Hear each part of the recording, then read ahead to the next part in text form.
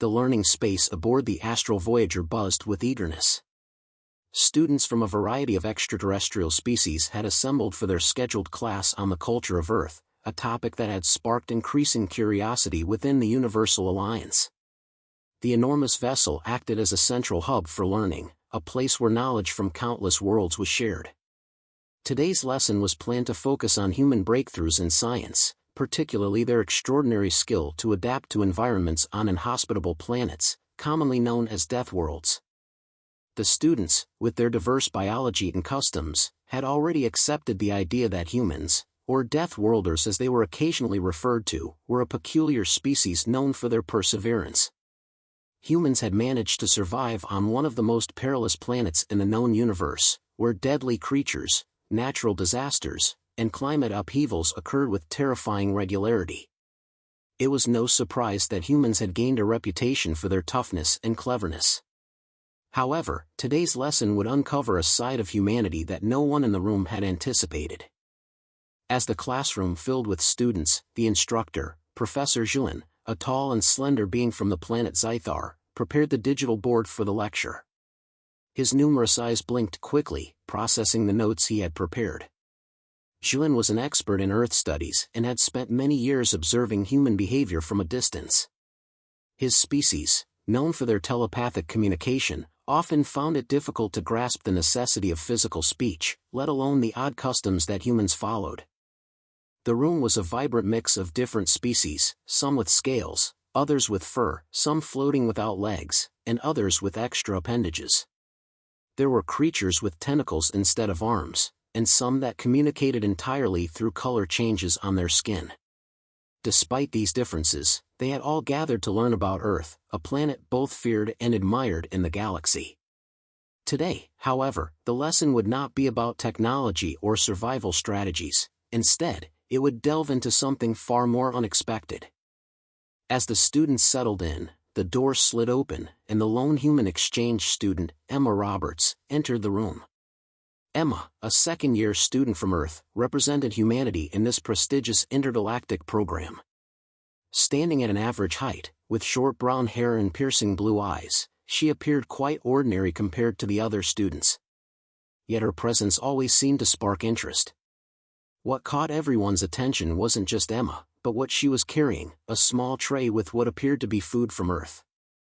On the tray were simple breakfast items, scrambled eggs, toast, and a glass of orange juice.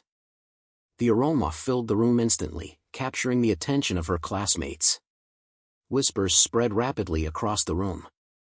The Zerg, who absorbed energy directly from light, buzzed in confusion. The amphibious Korath clicked their tongues in unison, their multi-limbed bodies trembling with curiosity. Even the normally stoic Thians, who sustained themselves on mineral-based nourishment, turned their crystalline heads toward the unusual sight. Professor Zhuan, his long, spindly fingers tapping on the digital board, turned his gaze to Emma. "Ah, Miss Roberts," he said. "You've brought sustenance, I assume?"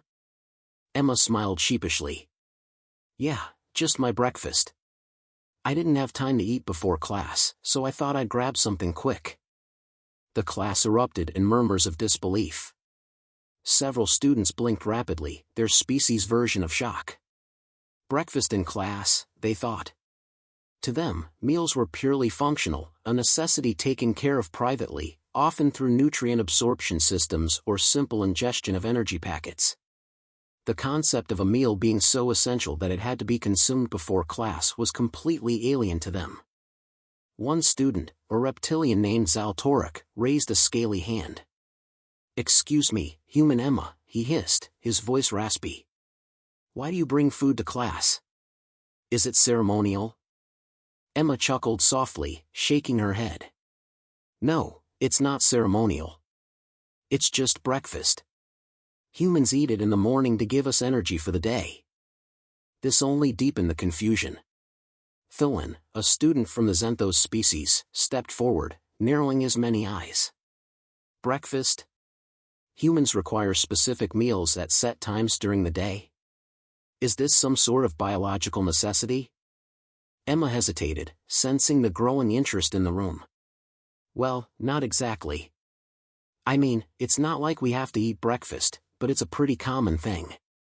Most people do it to help them wake up and feel ready for the day. The amphibious Korath student clicked in disbelief. Wake up? How does eating that, he pointed a webbed hand toward her plate, help with waking up? You do not recharge through sleep alone? Emma took a deep breath, realizing she was now at the center of an impromptu lesson about human habits. Okay, so humans have this thing called metabolism. It's how our body turns food into energy. When we sleep, our metabolism slows down, and in the morning, we're kind of running on empty. So we eat to get our energy back. Breakfast gives us fuel so we can focus, think clearly, and, not feel tired. The explanation only seemed to confuse the class further. For most of them, energy wasn't something that fluctuated throughout the day. Many species present had evolved far beyond the need for solid food as a power source, relying on natural or technological means to maintain their energy levels. To hear that humans, despite all their technological progress, still relied on such an outdated process struck them as incredibly primitive. Julin's eyes twitched, a sign of deep contemplation among his species. So, you consume this fuel to maintain cognitive function? Fascinating. Yet why not simply use more efficient methods of energy replenishment, as other species do? Surely humanity has advanced beyond this by now. Emma shrugged, smiling. I guess it's just part of our culture. I mean, yeah, there are supplements and stuff, but a lot of people like eating real food. It's comforting, There's something nice about sitting down and having a meal, especially breakfast. It's more than just the energy, it's part of our daily routine. The room fell silent as the alien students processed this new information. Comfort, routine, these were concepts many of them struggled to understand. For the Zerg, whose energy came from light, food was nothing more than a biological necessity that could be fulfilled in a matter of moments. The Thians, who consumed minerals, saw meals as an exchange of matter, devoid of emotion. But for humans, it seemed eating was an experience, something that went beyond mere sustenance. A Korath student named Zar tilted his head curiously. So this ritual of eating, it provides emotional satisfaction? Emma nodded, her expression thoughtful. Yeah, I guess you could say that. It's like starting the day off on the right foot. For a lot of people, breakfast is their time to gather their thoughts, get ready for whatever's coming, and just, feel good. It's not just about the food itself, but the act of eating. It's comforting, especially when things get stressful. Zal Torek's scaly brows furrowed in confusion. Stress? Humans experience heightened stress levels without this ritual? Emma chuckled. Some do, yeah. You'd be surprised how grumpy people can get if they skip breakfast. The room filled with murmurs again. The idea that humans required not just food for physical energy, but also for emotional balance, was baffling to the alien students. Their understanding of sustenance was so far removed from these human practices that they could hardly grasp the concept. For them, the idea of food being linked to emotions was entirely foreign. Sensing the growing curiosity among the students, Professor Juin decided to shift the focus of the lesson. It appears we have stumbled upon a fascinating aspect of human culture that wasn't part of today's planned lesson. Perhaps Miss Roberts can enlighten us further. Please, Emma, continue to explain the significance of breakfast and other human meals. Emma looked around the room, realizing she had inadvertently become the subject of today's lecture. She took another bite of her scrambled eggs and smiled. Well, if you're all interested, I can tell you more about human meals. Breakfast is just the start. The alien students leaned in eagerly, keen to learn more about this strange, ritualistic behavior of humans that seemed to blend physical necessity with emotional comfort. What had begun as a lesson about Earth's technological advancements had taken an unexpected turn, revealing that humanity was much more than their reputation as Death World survivors. As Emma continued explaining the importance of breakfast, the entire room buzzed with curiosity. The class was no longer focused on technology or survival. Instead, they were immersed in something far more personal, human culture. This unplanned detour had everyone, even Professor Juin, fully engaged. For many of the alien students, this was their first real glimpse into the daily life of a human, beyond textbooks and research papers. Little did they know, they were about to experience a cultural shock unlike anything they had expected. Juin stood at the front of the class, his long fingers gently tapping the digital board. "Fascinating," he said, his voice filled with excitement. "Miss Roberts, it seems we have underestimated the complexity of human life. Could you elaborate further? You mentioned that breakfast serves more than just a physical purpose. How does such a simple act connect to human emotions?" Emma looked around the room, trying to gauge the level of interest from her alien classmates. It was clear that their confusion hadn't faded, but neither had their fascination. She took a sip of her orange juice and smiled. "Okay, so for humans, eating isn't just about survival. Sure, we need food to live, but meals are also social events. Breakfast, for example, can be eaten alone, but it's often shared with family or friends. It's a time when people can sit down together, talk about their day, and connect. It's not just about the food, it's about the experience." This idea seemed to shock the class even more. Several students exchanged puzzled looks, and a few whispered among themselves in their native tongues. The concept of eating as a social activity was entirely foreign to any of them. For species like the Zerum, whose bodies absorbed light for energy, meals were solitary affairs, done privately without much thought. The Thians, who consumed minerals, occasionally ate in groups, but it was purely practical, with no emotional connection involved. Zar, the Quarath student, raised a webbed hand once again. His green, amphibious eyes blinked slowly as he tried to comprehend Emma's words. "You mean to say that humans use meals as a way to bond? Why not simply communicate without food? Isn't it inefficient to combine the two?" Emma laughed softly, realizing how strange this must sound to them. "I guess it is kind of inefficient from a purely logical standpoint, but humans aren't always logical. For us, sharing a meal is about more than just talking. It's about spending time together. When we sit down to eat with someone, it's like we're saying, 'I care about you, and I want to share this moment with you.' It's something that brings people closer." This explanation seemed to stir something within the students. The idea of connecting through food, of sharing not just sustenance, but an experience, was both fascinating and confusing to them.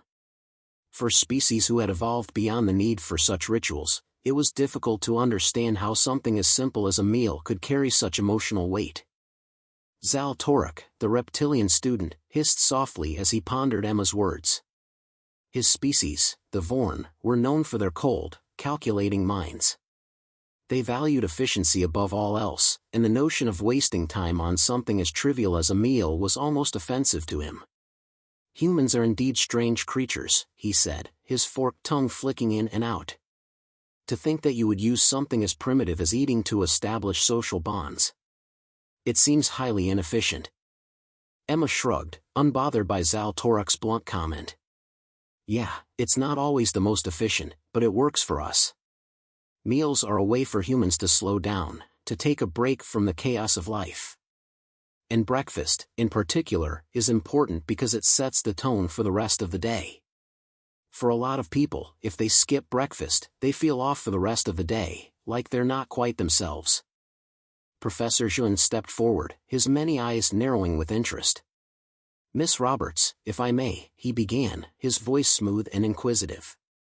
"You mentioned that breakfast sets the tone for the day. Could you explain this further?